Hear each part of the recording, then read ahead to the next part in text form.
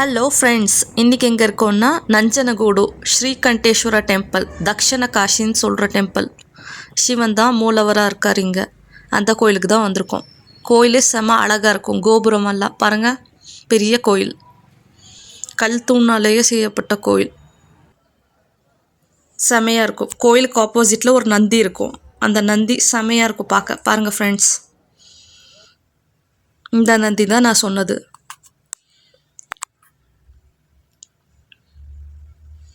ரெண்டு மூணு ஃபோட்டோஸ் எடுத்துக்கலான்னு எடுத்துகிட்ருக்கேன். தர்ஷனத்துக்கு போயிட்டுருக்கோம். இப்போ நம்ம க்யூவில் நின்றுட்டுருக்கோம். உள்ளே பாருங்கள் எப்படி இருக்குது கோயில். செம கூட்டம். 2 மணி நேரம் நின்றுருக்கோம் தர்ஷனத்துக்காக. சிவனை தரிசனம் பண்ணிக்கிங்க. உங்களுக்காக இந்த வீடியோ தெரியாமல் எடுத்திருக்கேன். உள்ளே அலௌடு இல்லை, ஆனாலும் எடுத்திருக்கேன். தர்சனத்தை முடிச்சாச்சு. திரும்ப இங்கே கணேஷாக்காக தரிசனத்துக்கு நின்று இருக்கோம். பாருங்கள், வெண்ணெயிலே அலங்காரம் பண்ண கணேஷா.